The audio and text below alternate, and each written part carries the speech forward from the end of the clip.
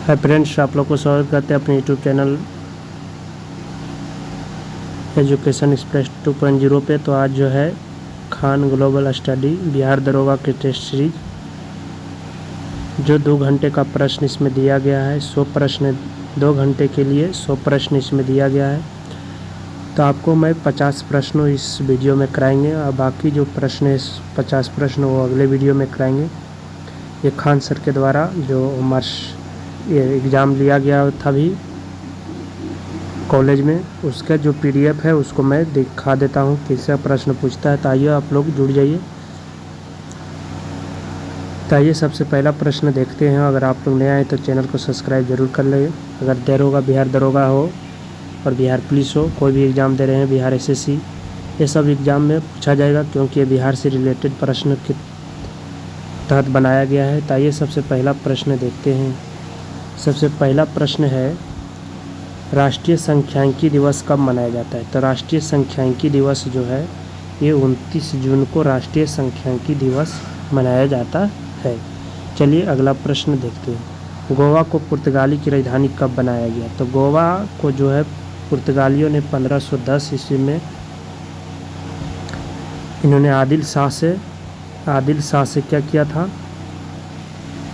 इन्होंने छीना था गोवा को पुर्तगालियों ने, और इसको जो है ये 1530 में इसकी राजधानी बनाया था। तो ऑप्शन 20 का सही आंसर होगा। पुर्तगाली सबसे पहले भारत आने वाला था और सबसे अंतिम जाने वाला जो विदेशी है वो पुर्तगाली ही है, ये भी ध्यान रखिएगा। चलिए अगला प्रश्न, विद्युत सेल ऊर्जा का रूपांतरण करता है। तो विद्युत सेल जो है रासायनिक ऊर्जा को विद्युत ऊर्जा में विद्युत सेल रूपांतरण करता है। चलिए अगला प्रश्न 4 नंबर, निम्नलिखित में कौन सुमेलित नहीं है? तो आप लोग को बताना है इसमें कौन सुमेलित नहीं है। तो सापेक्षता का सिद्धांत आइंस्टीन ने दिया, यह सही है। विद्युत चुंबकीय प्रेरण के सिद्धांत फैराडे ने दिया, ये भी सही है। तरंग सिद्धांत वेबर ने दिया, ये भी सही है। विद्युत चुंबकीय सिद्धांत है मैक्सवेल दिया, ये भी सही है, लेकिन तरंग सिद्धांत वेबर दिया, यही गलत है। ऑप्शन सी इसका सही आंसर होगा। पूछ रहा है कौन सुमेलित नहीं है। चलिए अगला प्रश्न, कौन उष्णकटिबंधीय घास के मैदान है? तो उष्णकटिबंधीय घास के मैदान पूछ रहा है। तो पहले उष्णकटिबंधीय कहेंगे किसको? तो जो ये भारत, मान लीजिए ये पूरा मैप है विश्व का, इन्हें ये जो है कर्क रेखा, ये जो है मकर रेखा, इनके बीच जो जितना भी क्षेत्र है उसे उष्णकटिबंधीय क्षेत्र में रखा गया है। तो उष्णकटिबंधीय क्षेत्र में सवाना जो है उष्णकटिबंधीय के क्षेत्र में आता है। अब बात है कि सवाना जो है घास के मैदान कहाँ मिलता है? तो सवाना घास के मैदान जो है ये कहाँ मिलता है? अफ्रीका में, अफ्रीका महाद्वीप में। और पंपास की बात किया जाए तो ये अर्जेंटीना में मिलता है। ये भी बहुत पूछा जाता है घास के मैदान, तो आप लोग नोट कर लीजिएगा। Pampas Argentina, savanna Africa. Prairie की बात किया जाए, पेरी कहाँ मिलता है? तो उत्तरी अमेरिका। स्टेपी की बात किया जाए तो ये मध्य एशिया में मिलता है स्टेपी। चलिए अगला प्रश्न, राष्ट्रीय आपातकाल निम्नलिखित आधारों पर लगाए जा सकते हैं। तो राष्ट्रीय आपातकाल जो है सबसे पहले अनुच्छेद किस में लगाया जाता है? तो आर्टिकल की बात किया जाए अनुच्छेद 352 के तहत। आर्टिकल 356 में ध्यान रखिएगा, ये जो है राष्ट्रपति शासन लगता है, राज्यों में राष्ट्रपति शासन लगता है। और 360 के तहत जो है वित्तीय आपात लगता है। क्या लगता है? वित्तीय आपात। और इसमें राष्ट्रीय आपातकाल की बात किया जाए तो युद्ध और बाह्य आक्रमण और सशस्त्र विद्रोह के तहत लगाया जाता है। पहले जो है आंतरिक अशांति के खिलाफ भी लगाया जाता है, जो इंदिरा गांधी ने 1975 में लगाया था, लेकिन अब इसे हटा करके 44वें संविधान संशोधन 1978 में इसे हटा करके अब इसके जगह पर सशस्त्र विद्रोह रख दिया है। तो ये भी, तो इसका सही आंसर क्या होगा? सही आंसर इसका क्या होगा तो बताइए आप लोग। सही आंसर जो होगा ABC होगा, ऑप्शन डी। तो पूरा इसको एनालिसिस कर दिए हैं, तो आप लोग देखिए पूरा एनालिसिस करके वीडियो दिया गया है, दे रहे हैं आप लोग को। चलिए अगला प्रश्न, धन विधेयक की परिभाषा। तो धन विधेयक की चर्चा जो है आर्टिकल 110 में है। 109 में बात किया जाए तो धन विधेयक की क्या है? तो इसमें धन विधेयक की विशेष प्रक्रिया है। विशेष प्रक्रिया धन विधेयक की विशेष प्रक्रिया किसमें है? आर्टिकल 109 में। 100 की बात किया जाए तो ये जब संसद के मतदान की बराबरी आती है तो इसमें अध्यक्ष जो होता है, स्पीकर जो होते हैं अध्यक्ष, और सभापति जो उपराष्ट्रपति होते हैं वो मतदान करते हैं जब बराबर की स्थिति में आ जाता है कोई विधेयक पे। तो अगला अनुच्छेद 117। अनुच्छेद 117 की बात किया जाए तो इसमें वित्तीय विवरण की चर्चा है। वित्तीय विवरण ये भी बहुत इंपॉर्टेंट ये सब अनुच्छेद है। चलिए अगला प्रश्न, रेलवे बोर्ड के नए अध्यक्ष या सीईओ कौन है? तो नए बोर्ड जयेश वर्मा सिन्हा को बनाया गया है। 20वां 2024 सम्मेलन कहाँ किया गया था? G20 का, तो ये ब्राज़ील में किया गया था। चलिए अगला प्रश्न, पुलकेशिन द्वितीय द्वारा नर्मदा नदी के किनारे हर्षवर्धन के पराजय का प्रमाण मिलता है कौन सा अभिलेख में? एहोल अभिलेख। एहोल अभिलेख के रचयिता कौन है? रवि कीर्ति। बहुत पूछता है, रवि कीर्ति है। और हाथी गुफा अभिलेख की बात किया जाए तो हाथी जो है खारवेल, जो कलिंग के युद्ध में अशोक और खारवेल राजा के बीच लड़ा गया था 261 BC में। प्रयाग प्रशस्ति ये समुद्रगुप्त से संबंधित है, लेकिन प्रयाग प्रशस्ति के लेखक पूछता है तो ये हरिसेन ने लिखा था, हरिसेन। चलिए पूरा इसका एनालिसिस कर दिए चारों ऑप्शन को, तो सब लिख लीजिएगा क्योंकि बहुत इंपॉर्टेंट है। अगला प्रश्न, दिल्ली सल्तनत का एकमात्र सुल्तान जिसने अपनी आत्मकथा समय लिखा था तो फिरोज शाह तुगलक, जो फिरोज शाही नामक पुस्तक है वो लिखा था बलबन। इन्होंने ही दिल्ली सल्तनत पर जो है रक्त एवं लौ की नीति, बहुत पूछता है, रक्त एवं लौ की नीति, रक्त एवं तलवार की नीति नहीं चलाया था। कुतुबुद्दीन ऐबक, मोहम्मद गौरी का गुलाम कुतुबुद्दीन ऐबक दिल्ली सल्तनत का प्रथम सुल्तान, ये भी पूछता है। अगला प्रश्न, 9 डिग्री अक्षांश अलग करता है। 9 डिग्री अक्षांश किसको अलग करता है? तो 9 डिग्री अक्षांश जो है ये मिनिको को कवारत्ती से अलग करता है। उत्तरी अंडमान और मध्य अंडमान, निकोबार से सुमात्रा के लिए ग्रेट चैनल, ध्यान रखिएगा ग्रेट चैनल। मालदीव को मिनिको से 8 डिग्री चैनल अलग करता है। मालदीव मिनिको जो लक्षद्वीप और मालदीव के भी बीच बोला जाए तो 8 डिग्री चैनल अलग करता है। अगला प्रश्न, कम्पास अनुसंधान संस्थान अवस्थित है। कम्पास अनुसंधान संस्थान जो है ये कहाँ स्थित है?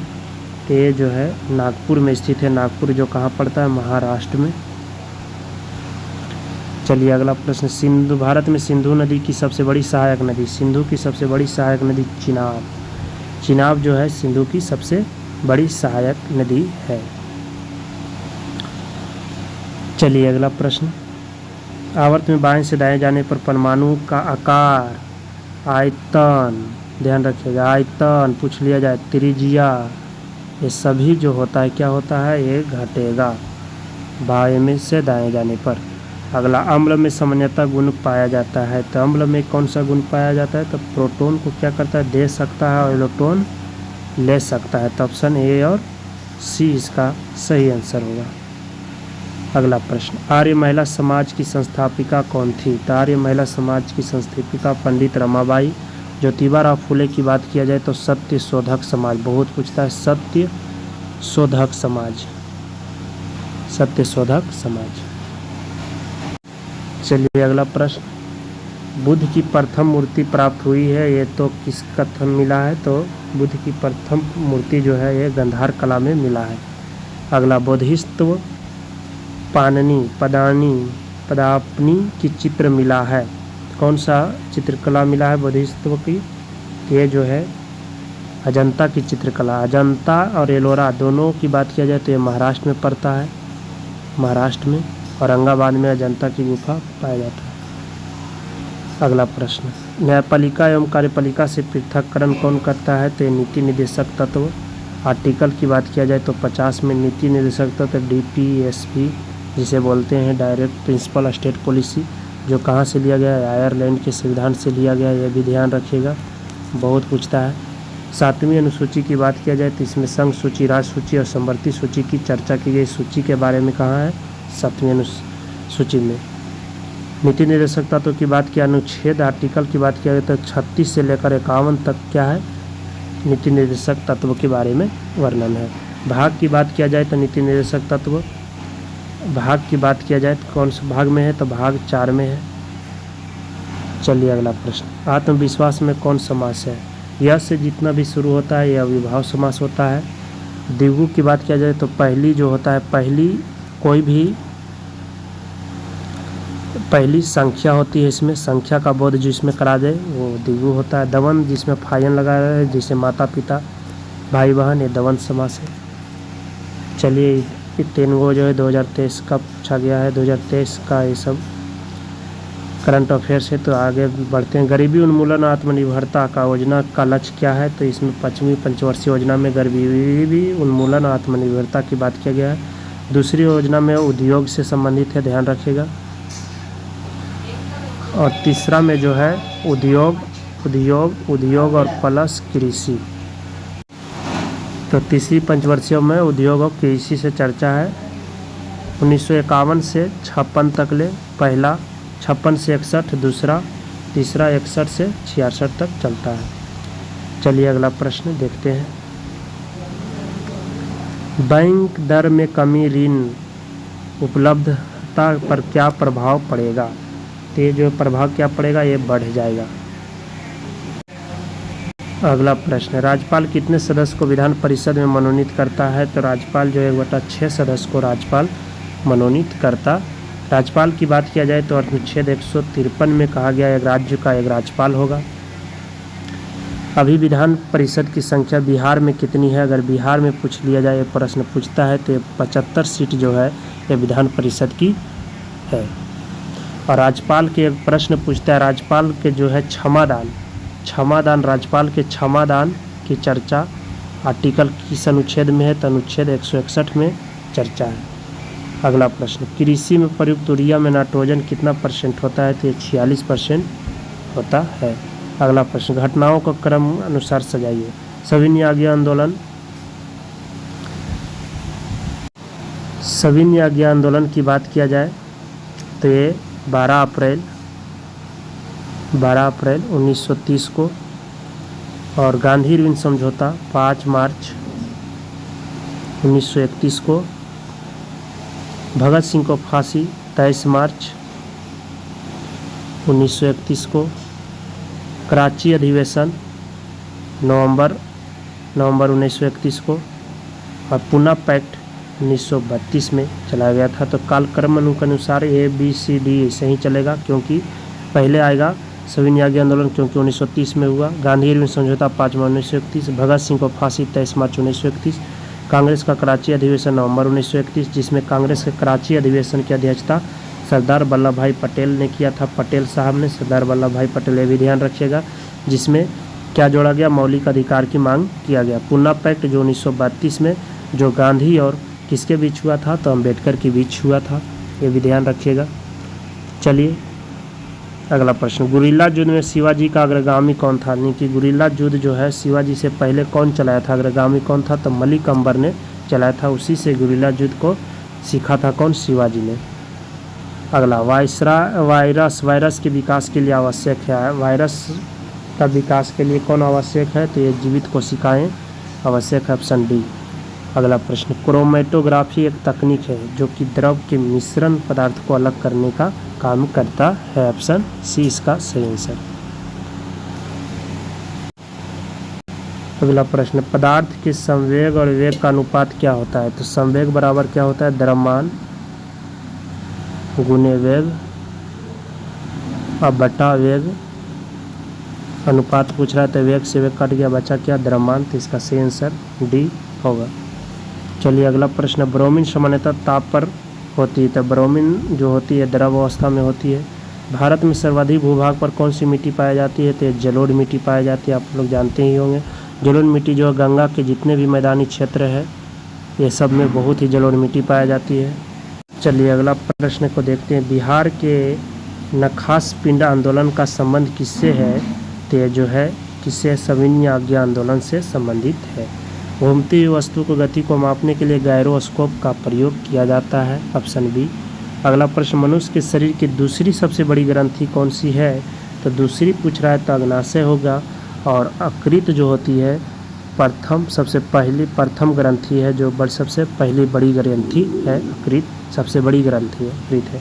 अग्नाशय को मिश्रित ग्रंथि भी कहते हैं। अंतः और बाह्य दोनों की तरह काम करता है, अंतः ग्रंथि और बाह्य ग्रंथि की तरह, इसीलिए इसे मिश्रित ग्रंथि कहते हैं। यह भी प्रश्न पूछता है। अगला प्रश्न, गन में उपस्थित अवयव क्या क्या होता है? गन जो होता है तांबा और जस्ता और टीन की बनी होती है, ऑप्शन बी का सही आंसर। अगला प्रश्न, कार्य विस्थापन और बल में क्या संबंध है? तो कार्य बराबर ही होता है बल गुने विस्थापन, ऑप्शन डी इसका सही आंसर होता है, कार्य बराबर बल गुने विस्थापन। अगला, कलकत्ता में उच्चतम न्यायालय की स्थापना जो है 1773 के रेगुलेटिंग एक्ट के तहत, जिसका जो है न्यायाधीश सर एलिजा एम्पे को बनाया गया था, ये भी ध्यान रखिएगा।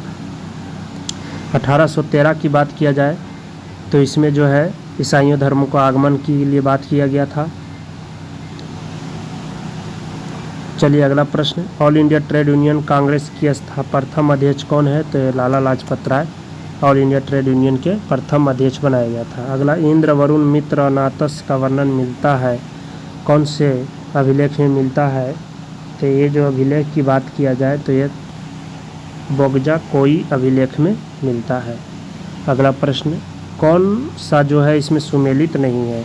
हुंडरू जलप्रपात स्वर्णरेखा नदी पर है, कहाँ पे? झारखंड में, सही है। धुआंधार जलप्रपात नर्मदा नदी पर है। चुकिया जलप्रपात चंबल नदी पर है। एक दूध सागर जलप्रपात नर्मदा नदी पर है, ये गलत है। दुग्ध सागर जलप्रपात जो है मांडवी नदी पर है, मांडवी नदी पर, जहाँ कहाँ है मांडवी नदी ये भी पूछता है तो गोवा में पड़ता है। धुआंधार, कपिल धारा, ये सब जितने भी जलप्रपात है नर्मदा नदी पर स्थित है। भूमध्य सागर का प्रकाश स्तंभ किसे कहते हैं? भूमध्य सागर का प्रकाश स्तंभ जो है ये अस्ट्राम्बोली ज्वालामुखी को कहते हैं। अगला प्रश्न, बिहार में गंगा के दक्षिण से मिलने वाली नदी कौन सा है? तो ये पुनपुन जो है दक्षिण से मिलता है। बिहार में गंगा जो है इस तरह बहती है, मान लीजिए जाए ये जो है बिहार है, ये गंगा बहती है बीचों बीच से, तो इधर से सोन, फिर पुनपुन आता है और कोसी, उसके बाद सबसे लास्ट में जो बात किया जाए बाएं ओर से, सबसे बाएं ओर से ये जो है सबसे लास्ट जो मिलती है जो पूरब की ओर से कौन मिलता है? तो ये महानंदा मिलती है। ये जो है कोसी है जो कुर्सेला में आकर मिलती है। अगला प्रश्न, अंग बंगाल आंदोलन के प्रवर्तक कौन था? अंग बंगाल आंदोलन के प्रवर्तक डेरजियो था, डेरजियो अंग बंगाल आंदोलन के प्रवर्तक थे। समवर्ती सूची का प्रावधान ऑस्ट्रेलिया से समवर्ती सूची, अमेरिका से क्या लिया गया है? मौलिक अधिकार लिया गया है, ये भी ध्यान रखिएगा। मौलिक अधिकार अमेरिका से, लेकिन मौलिक कर्तव्य पूछ लिया जाए तो ये रूस से लिया गया है। ब्रिटेन से संसद की प्रक्रिया, अफ्रीका से संविधान संशोधन की प्रक्रिया जो 368 अनुच्छेद आर्टिकल में है। अगला प्रश्न, राष्ट्रपति पर महाभियोग लगाने के लिए सदन के कितने सदस्य को हस्तांतरित नोटिस प्रस्तुत करना होगा? तो जो भी संसद के लोकसभा या राज्यसभा में किसी भी सदन से लाया जा सकता है, जिस सदन से लाया जाएगा उसमें 25% लोग क्या करेंगे? हस्ताक्षर करेंगे, और 2/3% बहुमत से क्या होना चाहिए?